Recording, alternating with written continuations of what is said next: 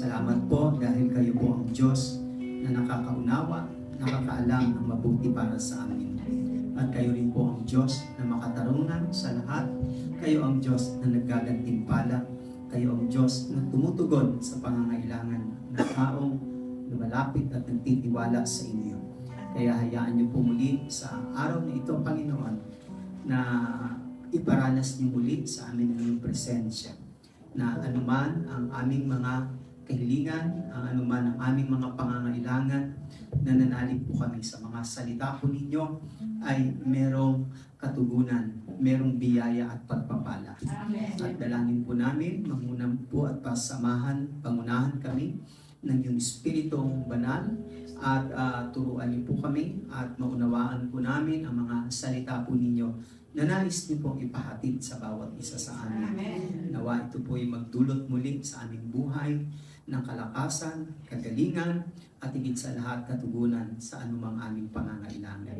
Sa inyo po namin, Panginoon, pinagkakatiwala ang lahat ng ito sa matamis na pangalan ng aming Panginoong Hesus, sa ngalan ng Ama, Anak, at ng Espiritu Santo. Amen. Palakpakan na lang po natin. At bago tayo magsiubo, atin muna pong basahin ito po, mabuting balita ng ating Panginoon. Let us turn our Bible according to Mark, ayon kay Marcos, sa chapter 9, verse 2 to 9. Ganito po ang ating mababasa. Sabi po rito is start po sa verse 2. Sa verse 2 po tayo mag-start. After 6 days, Jesus took Peter, James, and John with him and led them up a high mountain where they were all alone. There was transfigured before them. His clothes became dazzling white than anyone in the world could bleach them. And there appeared before them Elijah and Moses, who were talking with Jesus. Peter said to Jesus, "Rabbi, it is good for us to be here. Let us put up 3 shelters, one for you, one for Moses, and one for Elijah." He did not know what to say. They were so frightened. Then a cloud appeared and covered them. And a voice came from the cloud. "This is my son whom I love. Listen to him." Suddenly, when they looked around, they no longer saw anyone with them except Jesus. And verse 8, as they were coming down the mountain, Jesus gave them orders not to tell anyone what they had seen until the Son of Man had risen from the dead. They kept the matter to themselves, discussing what rising from the dead meant. Purihin natin, palakpakan natin, kasama natin ito. Pwede po kami makakupo, mga brothers and sisters. Okay, hallelujah. Follow ako sa ating pong Sunday Gospel for today. Usually,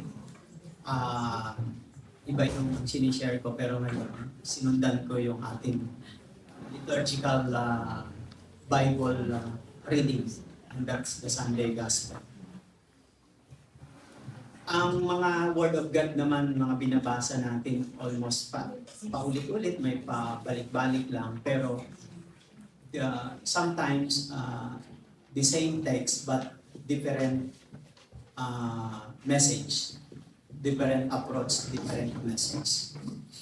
Hindi naman ito, wala naman itong competition, pero ang ibig ko sabihin is, ang salita kasi ng Diyos, hindi naman nauubusan ng mensahe na gustong sabihin sa atin. Amen?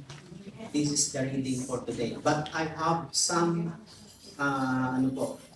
insight dito po sa ating pong pag-aaralan ngayon na word ng Panginoon para sa atin ngayon.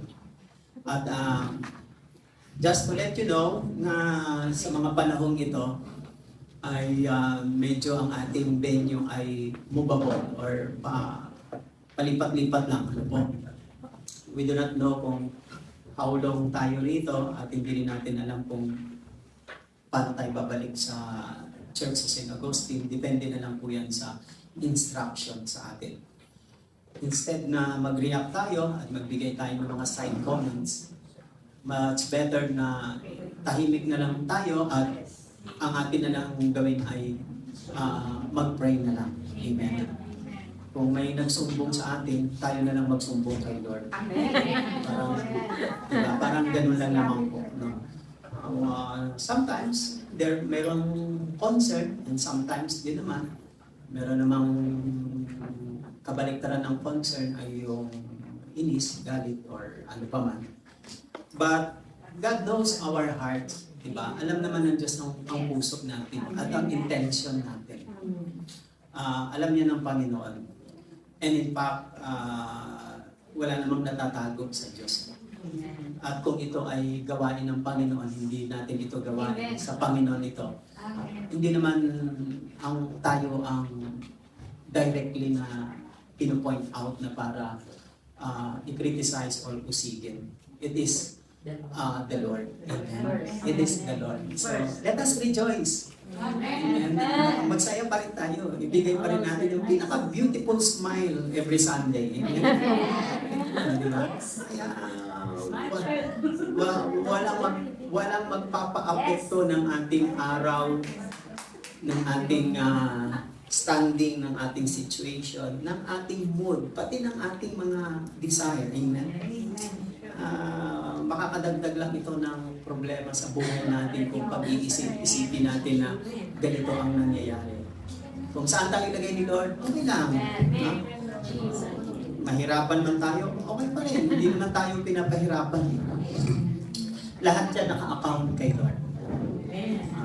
Everything that happens to us in our service, in our paglilingkod, it's all accounts. Parang sinasabi ni Lord, huwag kang panghinaan, huwag kang ma-discourage, huwag kang malungkot. Kung anong narinig mo, kung ano ang sinasabi, no? Put it into my account. Parang ganun, di ba? Let me charge for that, no? Sagot kita, libre kita. Amen? Amen. Si Lord mahilig mang libre. Okay. Baka maya sobrang tuwa ako maubos ang oras. Okay, hallelujah. What's all about? Ano ba ang pwede natin pag-aralan? The transfiguration of Jesus. Ang ibig sabihin po ng salitang transfiguration, from the word trans, dalawa po yan na trans and figure. Pag sinabi kong trans, moving, nag-iikot, gumugulong, nagpo-forward, parang word from the word transportation. But this is transfiguration. Pag sinabing figure, madali na yan, tingnan nyo na lang mga katawan ninyo. Madali na i-define ang figure. Madali na i-define yan. Transfigure or transfiguration. In short sa Tagalog, pagbabagong anyo.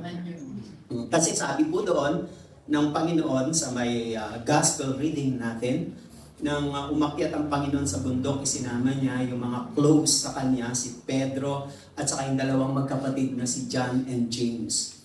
Habang naroon na sila sa tatlo doon sa bundok, and then sa verse 2 and verse 3, his clothes became dazzling white. Ang kanyang kasuotan ay nagliwanag, naging busilak, puting busilak, whiter than anyone in the world could bleach them. Sabing ganon. And verse 2, while they were in the mountain top, where they were all alone, sila lang ng Panginoon, there he was, sabi ng verse 2. There he was, sabi po ng verse 2, there he was, transfigured before them. Nagbagong anyo siya sa harapan ng kanyang mga alagad. Kaya, ang ating pag-aaralan, it's all about the transfiguration of Jesus. And how do we experience this kind of transfiguration? Paano po natin ito mararanasan, yung transfiguration ng Panginoon? Okay, let me go on again. At dito, may gusto akong ituro sa inyo na tatlong bagay para maranasan natin yung transfiguration niya ng ating Panginoon. Yung word na transfiguration, hinanap ko yung meaning according to the Bible. Yung word na transfigure sa verse 2. Sabi dyan, what is transfiguration? Transfiguration from the English word metamorphosis. Sabi ni Merriam-Webster, metamorphosis. English word po yung metamorphosis. Yung metamorphosis ay galing yan sa salitang ideya ng isang cocoon bago maging butterfly.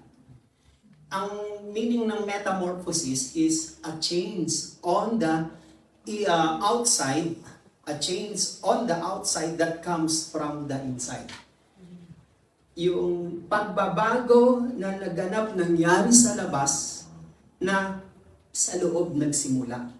Yan po pala ang meaning ng metamorphosis.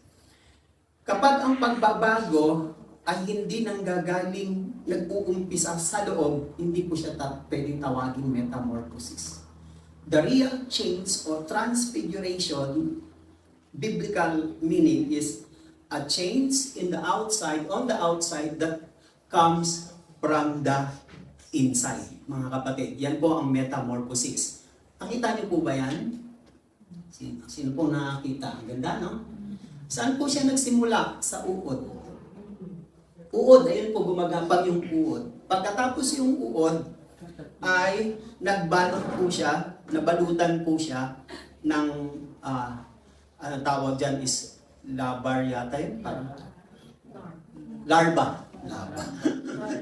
Larva. No? Yung sapot na parang umano sa kanya. Tapos, doon po sa loob na yun, mga kapatid, is magkakaroon po yun ng process. No?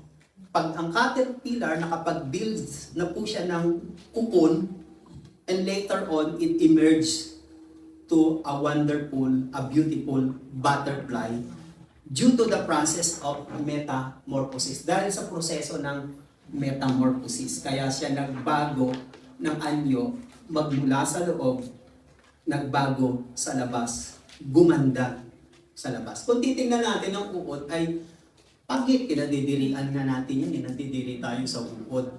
Pero yung kinadidirian nating uod, hindi natin namamalayan sa pagtakbo ng panahon ay nagiging isang magandang paru-paro. Diba? Kaya pag may pumasok sa bahay natin ng kulay brown na paru-paro, tuwang-tuwa tayo. Ano nang sinyalis nun? Pag may pumasok naman ng itim na paru-paro, ano naman sinyalis to, di ba? Minsan ganun ang binabasihan natin, mga kapatid. Itong metamorphosis is the opposite of masquerade. Sa Bacolod, merong piyesta na pinagdiriwang doon is the Mascara. Sa Cebu, Sinulo. Sa Pangasinan, Gilong-Gilong. Gilong-Gilong. Gilong-Gilong. Hindi pa alam kung Gilong-Gilong, ha? Parang gano'n eh. Sa Bangus Festival, basta meron doon. Oo, gano'n. Sa Flower Festival. Sa Bacolod, Mascara o Masquerade. No? Which is, ang ibig sabihin ng masquerade, which is an outward change that does not come from within. Kita nyo, nagbaliktad siya. Yung metamorphosis, nagbago sa labas dahil galing sa loob. Yung masquerade is, ito ay pagbabago sa labas na hindi galing sa loob. Okay? Yun po ang ibig sabihin niyan. There was a change on the outside that came from within. Yung gustong ipakita sa atin ng metamorphosis. Ang Panginoon wala namang babaguhin sa Kanya. Because He is the Son of God. Dahil Siya ang Diyos na nagkatawang tao, kaya nga lang, kaya po Siya nag-transfigured on the presence ng Kanyang mga alagad just to show them His glory, the coming glory. Pag nakita niyo po yung konsepto ng Lent, before Jesus coming to His glory, He will suffer first. He must suffer first. Kailangan muna siyang dumaan sa hirap, sa trials, before siya tawaging King of Kings and Lord of Lords at bago niya makamtan ang kingdom o ang glory. In fact, He has everything but He set aside yung kanyang glory just to share to us. And babalik sa kanyang glory after this sufferings, this Lenten na pinagdiriwang natin. Tingnan yung concept. Kaya siya nagbagong anyo. Dahil sa may babaguhin sa kanya. In fact, tayo ang kailangan ma-transform. Tayo ang ma-transfigure. Amen? Tayo po. Kasi ang Panginoon, because He is the image of the invisible God. Yung hindi nakikita na Diyos ay makikita kay Jesucristo. Di ba? Meaning, He is full of glory. But He set aside this glory because of this mission. Ito na yung pagkakataon na niretreat niya, ang kanyang mga alagad, retreat silang ganon, and then nagbagong anyo siya. Nagulat ang mga alagad na noong pa lang nila nakita na ganon ang Panginoon to show them that meron siyang darating na kalwalhatian, pero bago niya marating yun, suffering muna. And this is also the picture of Christian life. Before you reach the glory, you must suffer first. Ang dami natin pagdadaanan ng mga trials, suffering, sickness, and disease, personal loss, business failure, criticism, just to achieve the glory.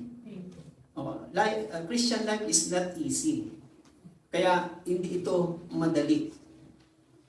Gusto mong mabuhay ng maayos, matuwid sa harapan ng Panginoon, pero ang dami pong nakabuntot sa iyo ng mga tukso, pabigat, asawa, anak, trabaho, employer, pag-uusig, criticism, etc. Ang daming nakabuntot na dapat mong batahin. That's part of our lives, brothers and sisters.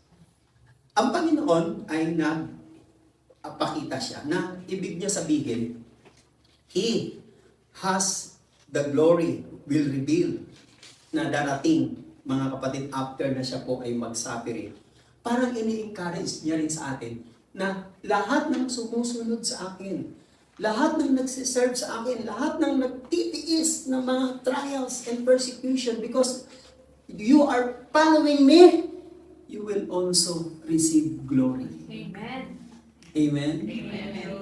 Makakatanggap din tayo ng ganong kalawalhatian, hindi man dito sa lupa, pagdating ng panahon, makakapiling natin ng Diyos. Merong continuity sa eternity. Amen. Life in this world is very short, mga kapatid. Hindi po natin hawak. But yung piniprepare ng Diyos sa atin after this life, napakaganda. Kaya samantalahin nyo na habang may buhay tayo. Habang hindi pa dumarating yung eternity sa buhay natin, habang nandito pa tayo, do everything. Enjoy niyo po ang inyong buhay kasi last wave, lalo na yung mga nasa last wave. Masaya yun. Huwag niyo nang pahirapan. Kung kinakailangan magbawas ng mga load, palayain yung sarili niyo, minimize the pain, maximize happiness. Imagine, no? Darating ang time. Para walang regrets, pagdating niyo na sa rocking chair. Hindi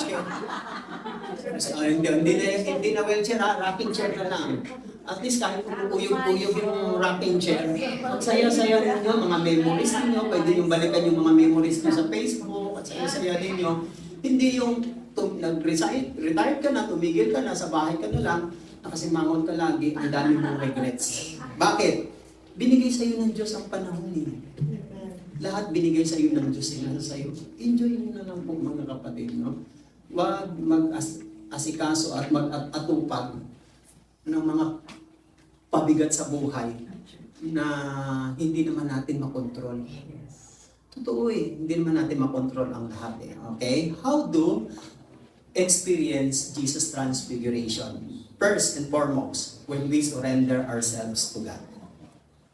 Yan na po ang pinaka-una, pero pinaka-mabigat. Ang alin? Yung mararanasan natin yung ganong klaseng transfiguration na metamorphosis, a change on the outside that comes from the inside when we surrender ourselves to God. Pag sinuko natin ang buhay natin sa Panginoon.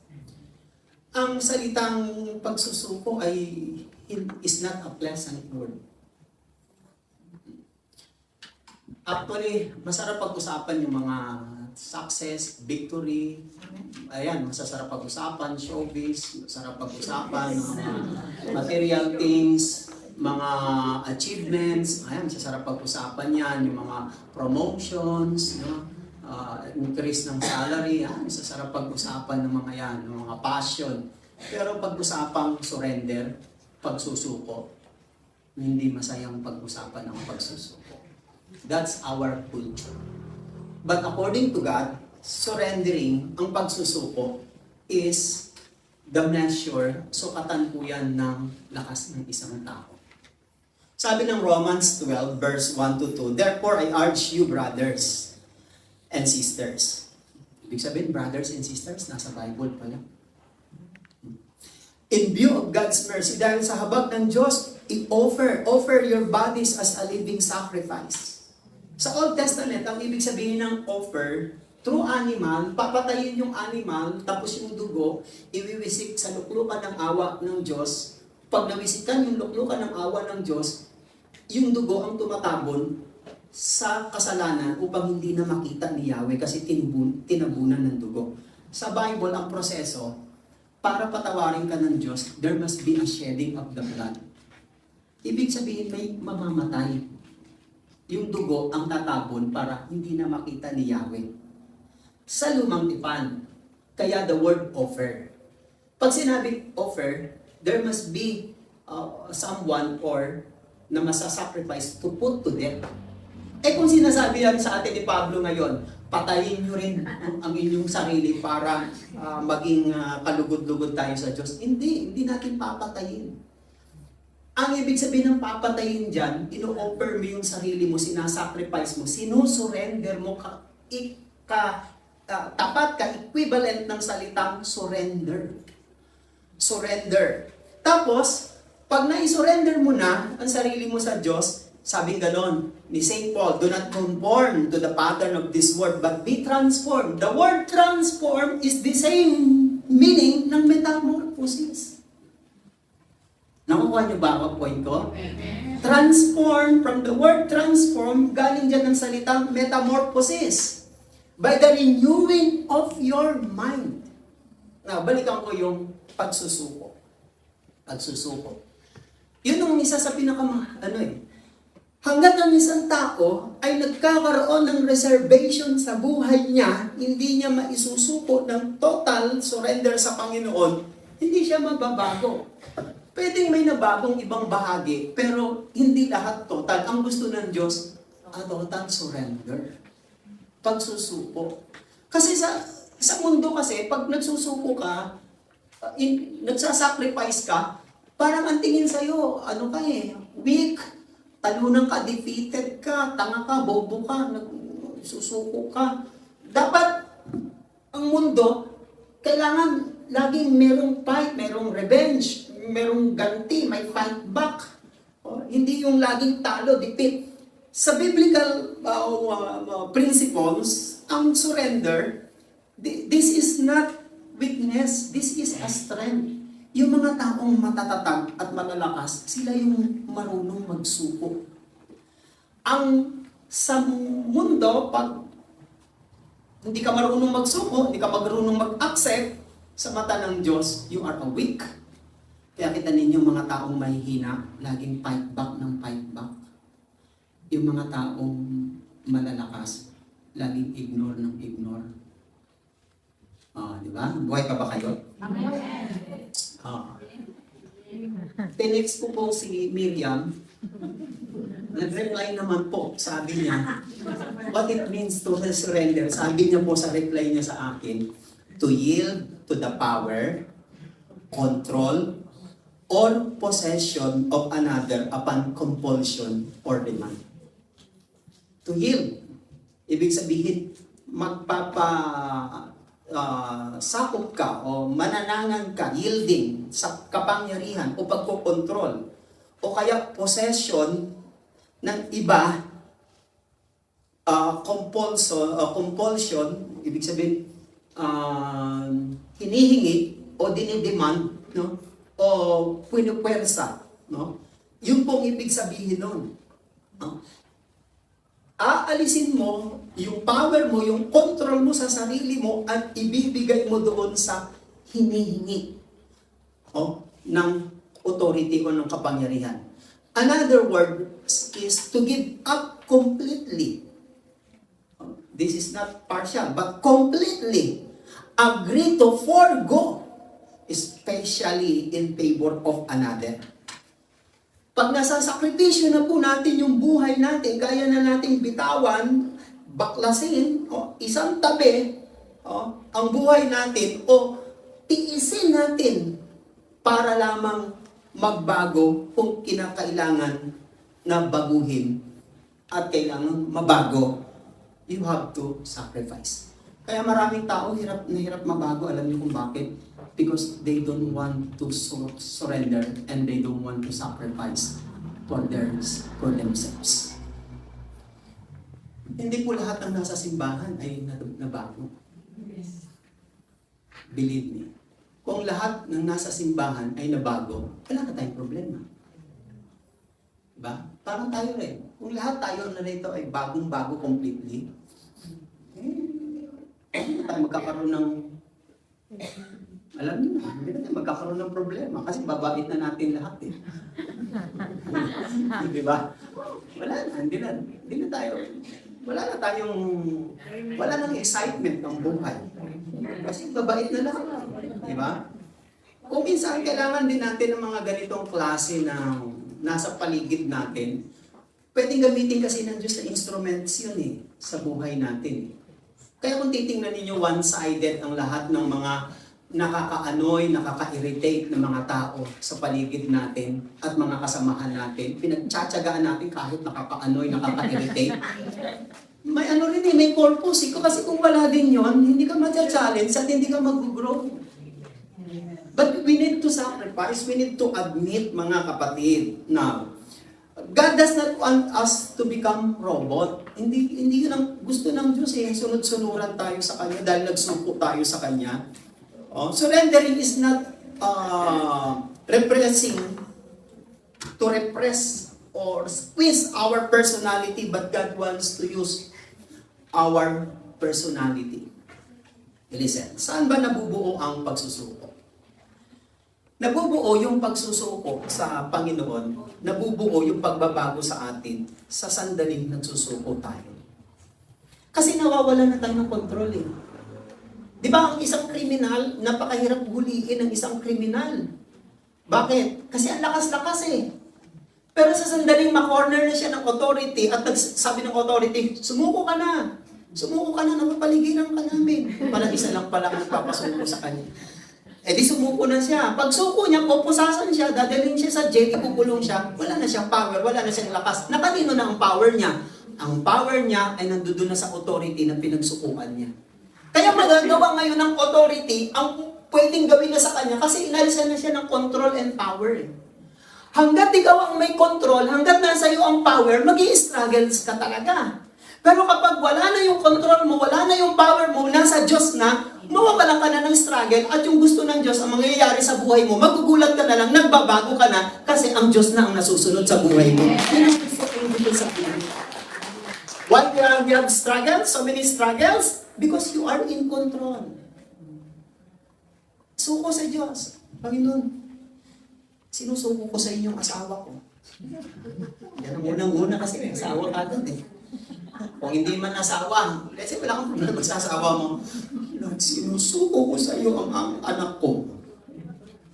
Eh kung hindi naman asawa o anak, Lord, sinusuko ko na sa iyo employer ko, uwi na ako. Bago ka munang umuwi, baka hindi pa panahon. Lord, sinusuko ko sa iyo ang bisyo ko, ang bad habits ko. Yun ang ibig sabihin. Hindi lahat ng nagsisimba ay nagsusuko. At yung mga hindi nagsusuko sa Diyos, kaya nagkakaroon sila ng struggles. That's the sign. Why we struggle? Because we don't want to surrender. Alam niyo, kapag wala ng struggles, that's the sign, hindi ikaw ang may control. Hindi ikaw ang nasusunod. Kasi wala kang struggles. Ang lahat ng nakasuko sa Diyos, walang struggles. If our lives has fully surrendered to God, there is no struggles. Why we struggles? Simple lang. Baka ikaw pa ang nagpapanto. Hayaan yung mga taong mag-struggle sa atin, wag tayong mag-struggle sa kanila. Bakit? Kapag na-struggle ka, nakakapangit din yun. Kasi ang napopokusan mo yung puro problem di ba? Hindi mo naman napopokusan yung sarili mo, napopokus ka, na-divert ka sa problem. Surrender, mga kapatid, is na blessing, the blessing of surrender. Alam niyo kung sino? Makaka-experience ka ng peace. Hindi lang peace, makaka-experience ka ng freedom. Hindi lang freedom, makaka-experience ka pa ng power ng Panginoon. Alam niyo ba kung sino po ang ginagamit ng Diyos? Surrender does not weaken you. It is strengthen you, lalo kang lumalakas. Sa Bible, sino po yung taong binibless ng Diyos? Surrendered people are the one God uses. Sino po ang unang-unang kong example dito? Si Mary. Si Mary ay hindi ginamit ng Diyos dahil maganda siya, dahil matalino siya, dahil mayaman siya. No, wala siyang, hindi rin siya matalino, hindi rin naman siya mayaman, hindi rin naman siya kagandahan, etc. Pero bakit siya ang pinili ng Diyos? Bakit siya ang pinili ng Diyos? Ang dami-dami naman mga babae ng panahon. Hindi naman sinabi ng Bible, si Mary lang ang banal, pinaka-cute, pinaka-maganda, pinaka-matalino. Wala nga siyang talino, wala. Maybe maganda siya. Maganda siya kasi ang mga Jewish girl, maganda naman talaga. Pero hindi yun ang basis The basis here, sabi ng Luke chapter 1 verse 38, sabi niya, here is the maid servant. The servant of the Lord, be it unto me according to your word. Ano nakasalalay dyan kay Mary? Una, reputation niya. Imagine, sabi ng angel, magbubuntis ka. Ano sasabihin ng kapitbahay ko, ng nanay ko, hindi pa, wala pa akong asawa. Baka tuksuin ako sa labas. Baka hamakin ako nila. Baka ma-post ako sa Facebook na meron akong kati-kati. Tinanin nyo yung kapalit at magiging resulta, epekto nito sa buhay niya, ay mas tinanggap niya kaysa dun sa kapalit. Sabi niya, be it unto me. These words na sinasabi ni Mary is, inilalagay niya ang sarili niya sa Diyos as a maid servant. Pag sinabing maid servant, is mababa pa sa alipin. May mga alipin, may mababa pa sa pinaka-alipin. Servant, ang pinakamababa sa servant is maid servant. Pag alipin ka, ano ibig sabihin nun? You have no rights. Wala kang karapatan kung anong gawin sa iyo ng Panginoon mo, ng amo mo. Ibig sabihin, wala kang sa iyong control, wala sa iyong karapatan, wala sa iyong lakas. Nasaan? Nasa amo mo. Ang tawag doon, pagsusuko. Kaya ginamit siya ng Diyos. Sino ang ginagamit ng Diyos? Yung nagsusuko. Yung iba, ang gaganda mag-pray, Lord, gamitin niyo po ako, gamitin niyo po ako. Hindi kita magagamit. Bakit? Hindi ka pa nagsusuko. Diba? Tinanin nyo, pag ginagamit ka ng Diyos, na nagiging blessing ka sa iba, that's the product of your surrendering. Pero kung sinasabi mo naglilingkod ka sa simbahan, at nakakapabigat ka sa iba, at marami kang taong nasasaktan, it means hindi ka nagsuko sa Diyos, hindi ka naging blessing. Those people who surrender to God becomes a blessing of God. Nagiging blessing sila ng Diyos. Amen? Amen. Palakpakan nga muna natin sila. Surrender people are the ones God uses. Sila ang ginagamit ng Diyos. And that's why God chose and used Mary. Kung si Maria hindi nagsuko at yung kapitbahay niyang si Gretchen ang nagsuko, palagay ko hindi nadasal natin na Panginoong Gretchen na pupuno ka ng grasya. Ang Panginoong Diyos sumasayo. Ay kaso si Maria talaga ang nagsuko eh. Kasi ang tao merong rights pumili eh. Inaalok kita. Eh kung ayaw mo, wala akong magagawa. Inaalok ng Diyos si Mary. Sabi niya, here is the maid servant of the Lord. Be it unto me. Not ako, my will, but yours. Ginamit siya ng Panginoon. Kaya naniniwala ko na lahat ng ginagamit ng Diyos na blessing sa iba ay mga taong nagbago at nagsuko. Pag binaliktad niyo yun, yung mga taong hindi nagbago at hindi nagsuko, hindi blessing ang hatid. Gulo. Gulo. Pangalawa, how do we experience Jesus' transfiguration? Dito pa lang tayo sa lupa, pwede nating maranasan yan. We don't need to go to heaven just to experience transfiguration. Dito pa lang, we can experience. And this is how na sinishare ko sa inyo na practical. Pangalawa, as we look into the Word of God. Kapag tayo ay habang tinitingnan natin ng masidhi ang salita ng Diyos. Sabi ng James 1:23-25. Anyone who listens to the word but does not do what it says is like someone who looks at his face in a mirror. Katulad daw siya ng taong tumingin lang sa salamin na nalaming. Katulad daw doon yung taong nakikinig ng salita ng Diyos tapos tumingin lang sa salamin at wala na siyang binago sa sarili niya nang makita niya ang itsura niya sa salamin. Verse 24. And after looking himself, goes away immediately. Forgets what he looks like. May nakita siya, inignore niya, kinalimutan niya. Later on, elaborate ko ha. Verse 25. But whoever looks intently, yan yung sinasabi ko. Looks intently.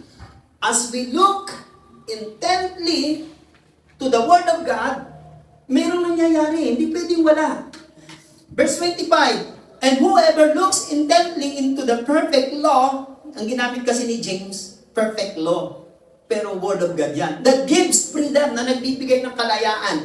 And continues in it, nagpapatuloy dito, na hindi kinakalimutan, not forgetting what they have heard. Yung isa, humarap sa salamin, nakita niya itsura niya na may dapat ayusin, kinalimutan niya. Etong isa, tumingin sa salamin, hindi niya kinalimutan, nagpatuloy siya at hindi niya kinalimutan, not forgetting what they had heard or they saw, but doing it, they will be blessed in what they do.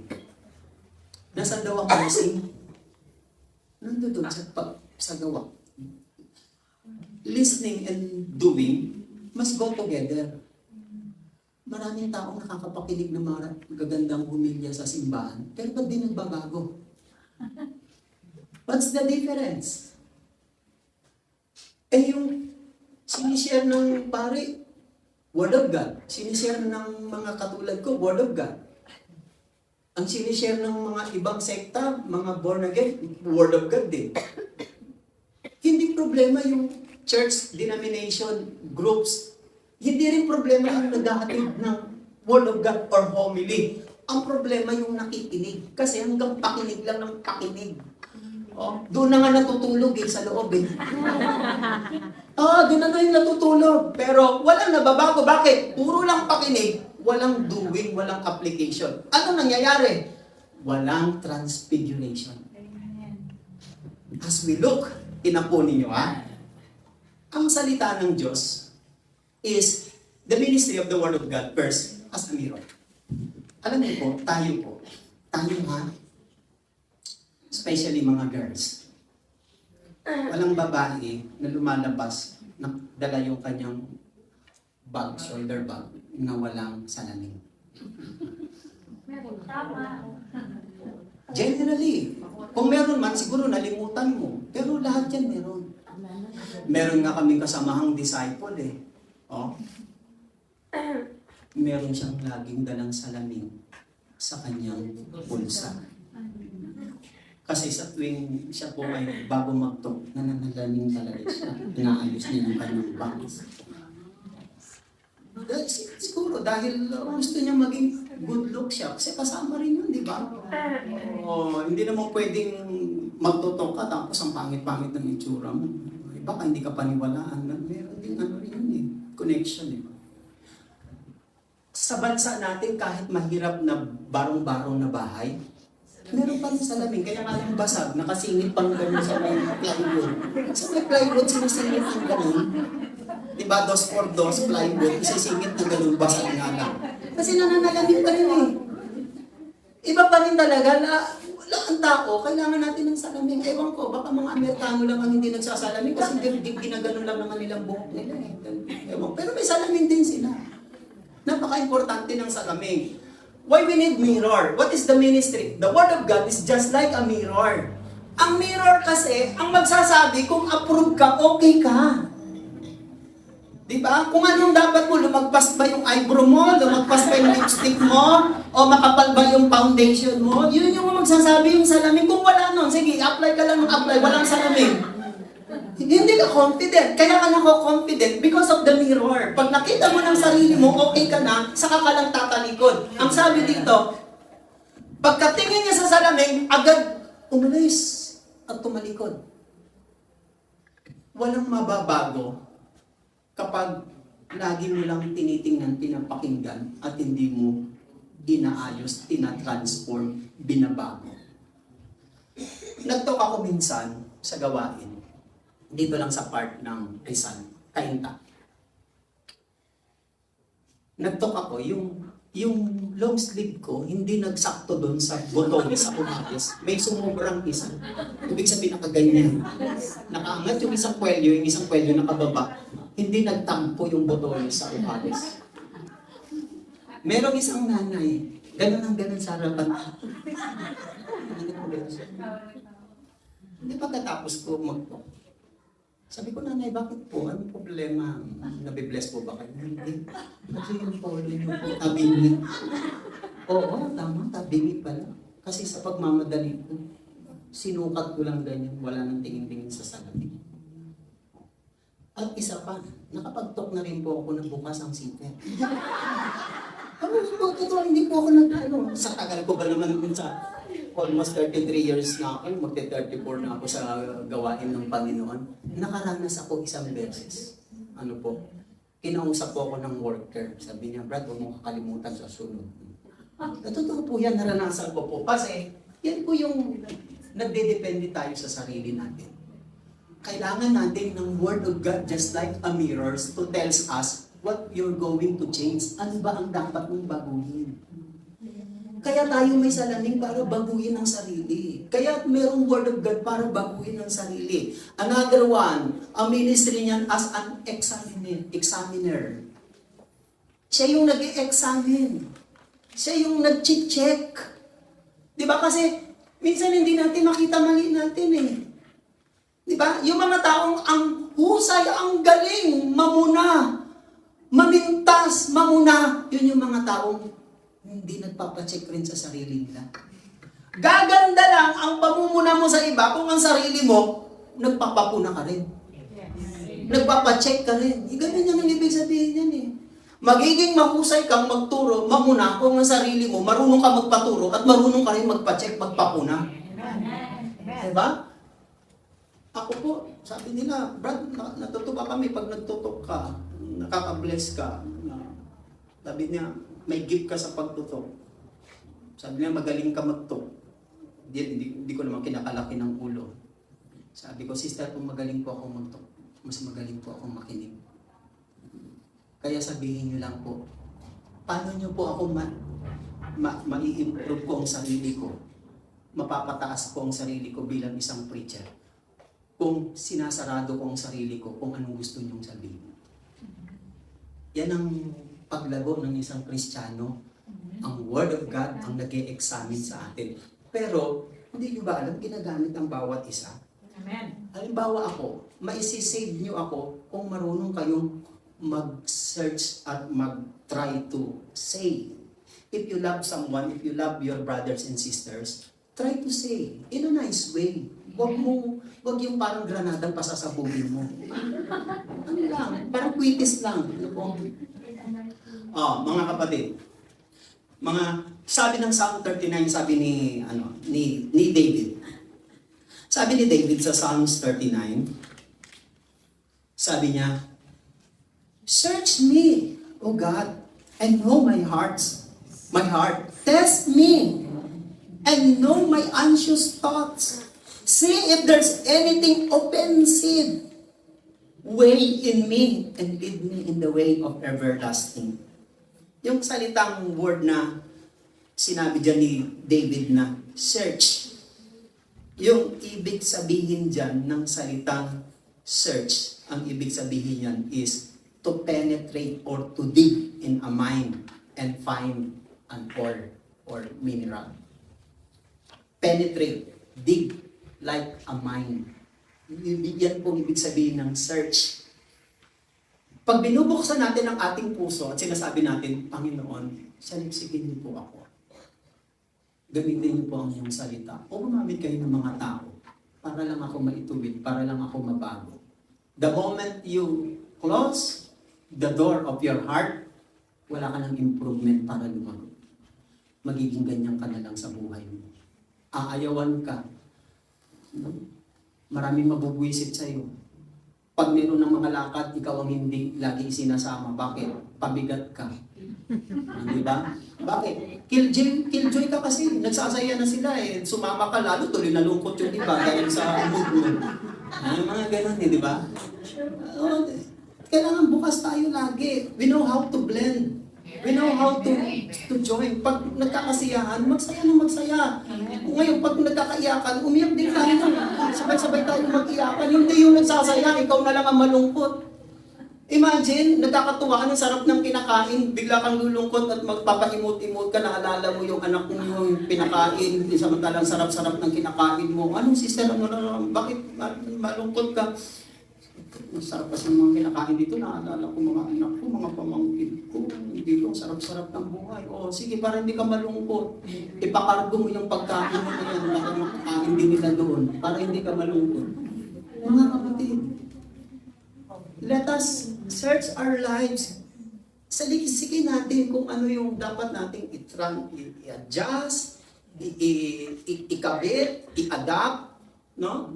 May mga bagay, pag hindi tama, hindi mabuti, wag mong ikabit, wag mong i-adapt. I-open mo doon lagi sa mga bagay na makakapagpa-improve sa iyo. Di ba? Pag ang isang tao ay very sarado, nilalayuan siya ng ibang kapwa eh. Di ba? Hindi na kinakamusta, hindi na rin binabati, kasi masarado eh. Pero kapag very open ka, yun, doon nag-uumpisa ang success, pag-grow, at paglago, at paglaya. That's the word search. Yung salitang try me, na tinignan ko sa original meaning, the word try me means to test metal in a furnace. Eh yung metal, pinapadaan yun sa apoy eh, kung gusto mong pukpukin na kung anong korte, kung kutsilyo ba, padadaanin sa apoy para lang maikorte yung metal sa shape na gusto ng isang ang tawag dyan, kung sa karpintero ay sa kahoy, isang bakal. Panday ba yun? Iron smith ba yun? Mga ganun. So, yun ang ibig sabihin ng try me. Search me and try me. Ang ibig sabihin ng try me means to test metal in a furnace. That's why, parang tayo. Pag tayo po ay katulad ng isang bakal na pinapadaan sa fire para mapukpok at mahulma sa gusto ng panday, nangyayari yung hugis at yung gusto niya. Ganon din eh. Yung mga trials and sufferings, nagpapahulma yan sa atin eh. Amen. Kaya Lord, try me. subukan niyo po ako. Ano gusto mong subukan na? Subukan niyo po ako kahit mahirap, kahit masakit. Eh kung yun ang makakapagpabago sa akin, makakapagpamold, makakapagpa-shape sa akin, tatanggapin ko. Pero kung hindi ka hindi ka approve, hindi mo gusto, hindi mo sinasabing, Lord, try me. Ang gusto mo yung sarili mo lang, ikaw lang, hindi mo binibigyan ng Diyos ang pagkakataong pumasok sa'yo at gamitin yung ibang tao para ma-change ka. Wala pa rin mababago. Lalagpasan ka ng maraming Lenten season. Walang mababago. Amen? And the last one, how do we experience transfiguration of Jesus? And the last one, when we yield to the Spirit of God. Yield. Kung tayo po ay mananangan, yung sasandal, magtitiwala, yung parang katulad ng salita rin, pag sunod, yield. Yun pong marami po kasi ibig sabihin ng yield. When we yield to the Spirit of God. Hindi lang kasi Word of God ang ginagamit para matransfigure tayo, kundi ang Espiritu rin ng Diyos. Listen, itong dalawang agent na ito, lagi itong nagtatrabaho sa buhay natin. Once you accept the Word of God, it follows the Spirit of God para kumplituhin ka. Hindi naman sinasabi na hindi kumpleto ang salita ng Diyos. Kumpleto naman ang salita ng Diyos. Pero kailangan pa rin natin ng ministry ng Holy Spirit. Kasi yung Holy Spirit ang nakakaalam ng isipan, kalooban, at mga plano ng Diyos. Hindi natin alam ang plano at kalooban ng Diyos. If the Spirit search even the deep things of God, if the Spirit search even the deep things of God, if the Spirit is guiding us, and we are trusting to the prompting of the Holy Spirit, then masusunod natin ang kalooban ng Diyos. Malalaman natin ang plano ng Diyos because of the Spirit of God. Now, sabi ni St. Paul ulit sa 2 Corinthians chapter 3 verse 18. And we all, tayong lahat, ay nawala na who with unveiled faces, nawala ng talakbong. Bibigyan ko yung background konti. Wala ng talakbong. Talakbong. Hindi ko kasi magtatalak.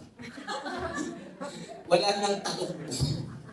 Sa ating mga mukha, contemplate, ibig sabihin, naningningan tayo ng kalwalhatian ng Panginoon. To contemplate the glory, Lord's glory. Are being transformed. Lumabas na naman yung salitang transform. Ay nabago into His image. Nabago tayo, na-transform tayo sa Kanyang wangis o larawan para lalo pang magningning, ever-increasing glory. Nagningning na tayo, pero ang purpose ng Diyos, lalo pang magningning, mag-increase. Which come na nanggagaling daw sa Panginoon, at yung Panginoon na yon is the Spirit. Ano ibig sabihin po nito? Parang ganito ang ibig sabihin niya. Si Moses, nang siya po ay umakyat sa Mount Sinai, 40 days po yun. Just like Jesus' temptation in the desert, 40 days. Akyat siya 40 days. Sa 40 days na yon, sa pakikipag-usap, pakikipag-liig niya sa Diyos, yung glory ng Diyos, na-replikan na siya. Nag-reflect na sa Kanya. Reflect baba siya after 40 days. Pagbaba niya, nakita siya ng mga Israelita, hindi sila makatingin. Nasisilaw sila. Para lamang makausap sila ni Moses at marinig yung gustong sabihin ng Diyos para sa kanila, para makatingin sila kay Moses, si Moses magtatalak. Talokbong. Wala na yung tulok naman.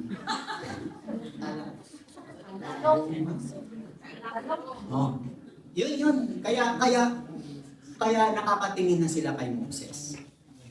Sa Old Covenant, sa New Covenant, itong sinasabi ni St. Paul, tayo ngayon na wala ng talukbong na alisan na. Bakit?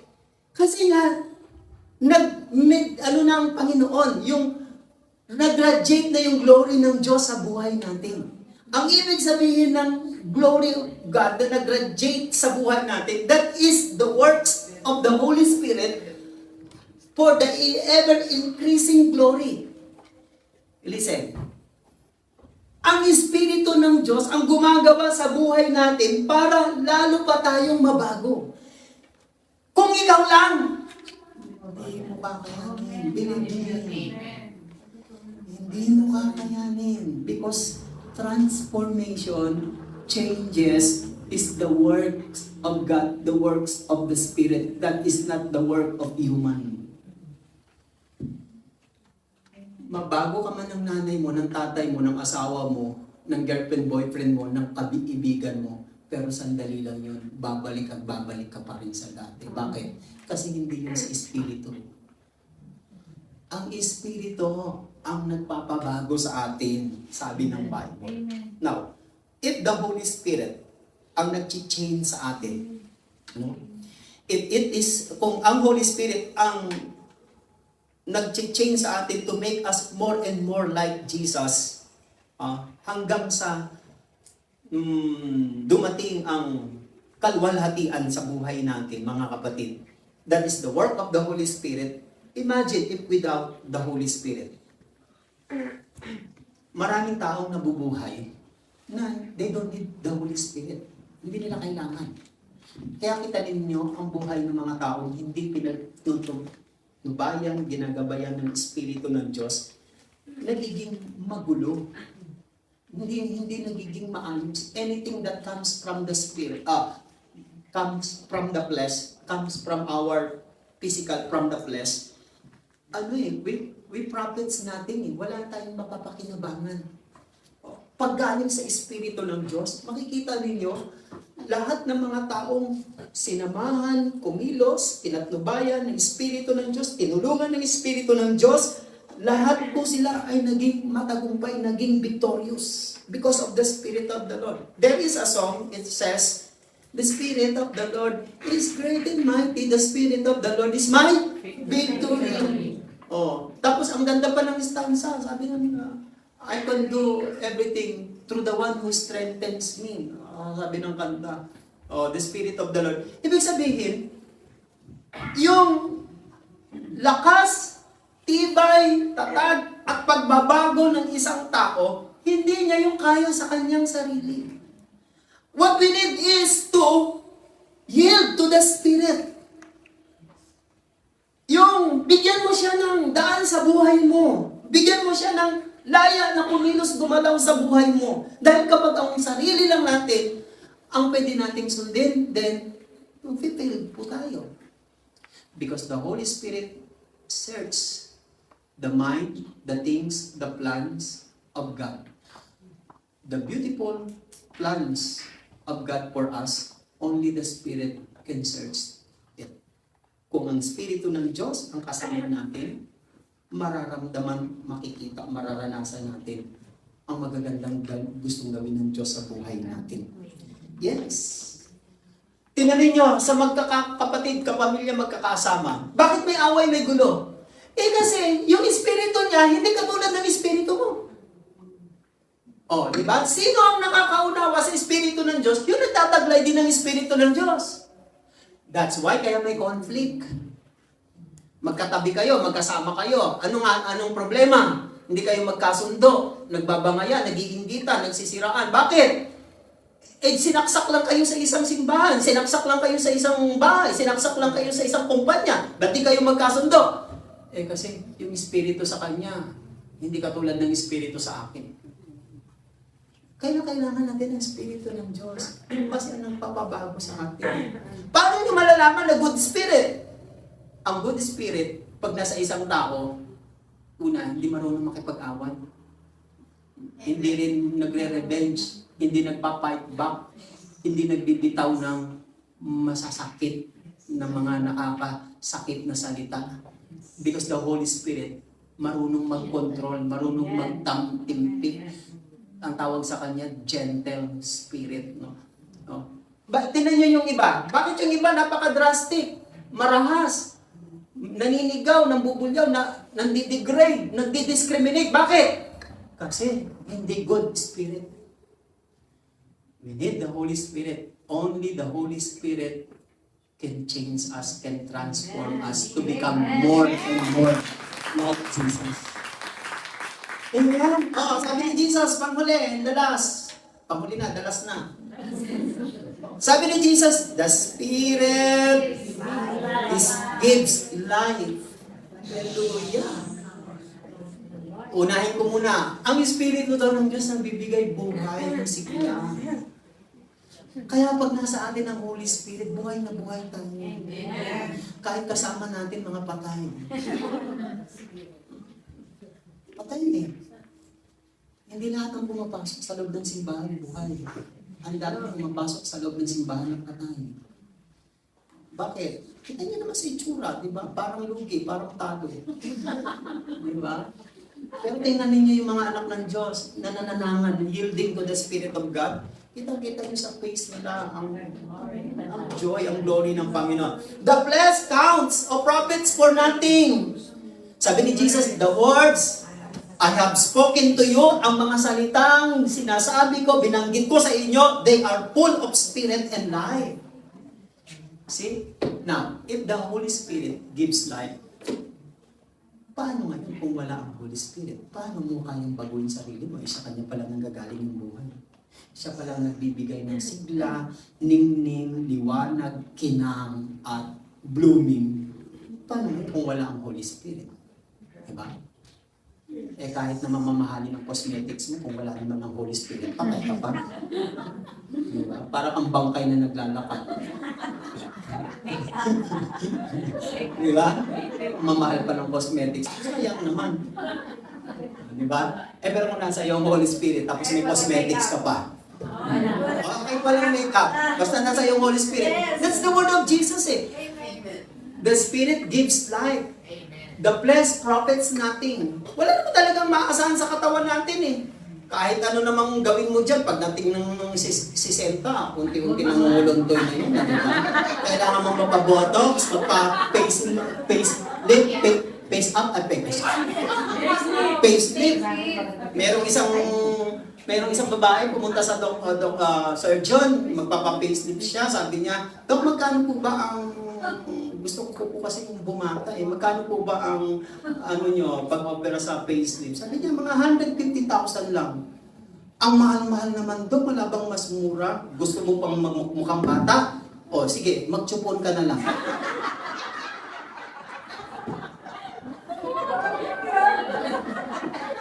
O diba? Mas mura pa yun. Mga kapatid, the Spirit gives life. Kahit anong gawin ng kalaban ng kaaway sa buhay natin, kahit buwisitin niya tayo, para magmukhang talo at lugi tayo. Don't worry, because when we yield, when we trust, when we obey, when we surrender to the Holy Spirit, He can give life. Amen. Flesh profits nothing. Hindi natin maaasahan ng flesh. Even material things. Hipokrito naman kung hindi natin kailangan ng flesh, hindi natin kailangan ng material. It's being a hypocrite. Pero hindi mo talaga maaasahan. Lagi kang matatalo, mabibigo. Pero kapag Espiritu ng Diyos, makikita mo, may breakthrough ka. Amen. Kumayin tayo na. Let us start. Hallelujah. Purihin kayo, dakilang Ama, aning Diyos, salamat po ng marami sa inyo. Panginoon, salamat po sa araw na ito. Salamat po sa mga sandali kung saan dinalating po niyo po kami. Salamat pa rin po, Panginoon, sa Pastoral Center. Salamat po sa mga taong instrumento ninyo kung bakit kami naririto. Panginoon, anuman po ang napagdadaanan naming mga struggles or circumstances sa aming buhay, especially sa aming trabaho, maging sa aming family. Panginoon, ang dami po naming battles. Ang dami po naming struggles in life. Minsan, natatalo na dadaig kami, pero salamat, i-remind niyo kami, Panginoon, that the transfigurations na inyong ipinakita sa mga alagad na gusto niyo rin pong ipakita at iparana sa amin, dito pa lang, Panginoon, habang kami nandito sa mundong ito na nabubuhay. Lord, help us. Kasi po, sa aming sarili, we cannot trust our strength, our flesh, even our jobs, even our family, the flesh, even the money. But we need this everything, Lord God, para mabuhay kami. But without your Spirit, we can do nothing. Because your Spirit, you says, gives life. The flesh counts nothing. But the Spirit gives life. Panginoon, salamat po sa inyo. Nananalig po kami sa inyo na sa lahat ng challenges and sa lahat ng hinaharap namin mga trials, problema, pagsubok, pagkasama namin ang iyong Espiritu. Pagkasama namin ang iyong presensya. Pagkasama namin ang inyong power. Walang bagay na hindi magiging maayos, Panginoon. Salamat po, Panginoon. Bigyan niyo lang po kami ng patnubay, gabay, para hindi po kami mag-discourage, hindi po kami mawala sa linya. Patatagin niyo po kami, Panginoon. At nananalig po kami sa inyo na walang nagsuko, sumunod sa inyong salita at nagtiwala sa inyong espiritu na hindi niyo sinasamahan, ginagabayan at pinagpapala. Search us, O God. Search our hearts and try us, O Lord. And lead us to the path of everlasting. Pagpalain niyo po ang lahat ng prayers namin. Pagpalain niyo po ang aming trabaho, ang aming employer, ang aming family. Lord, yung mga bagay na nakikita ninyo na karapat-dapat sa amin, Panginoon, ipagkaloob niyo po, Panginoon, if it is the right time. Kung hindi pa man po, turuan niyo po kaming maghintay, magtiwala sa inyong gabay at patnubay. Dahil kayo lang po ang nakakaalam ng mabuti sa amin. Dumating nawa, Panginoon. Lubin po ninyo, Panginoon. Naka-ready po kami katulad ni Mary. Be it unto us according to your word. Pagpalain niyo po lahat ng aming prayer requests. Kayo magbalik gustong takal, siksik, liglig, umaapaw. Sa ngalan ng Ama, Anak at ng Espiritu Santo. Amen and amen. Let's give thanks to the Lord.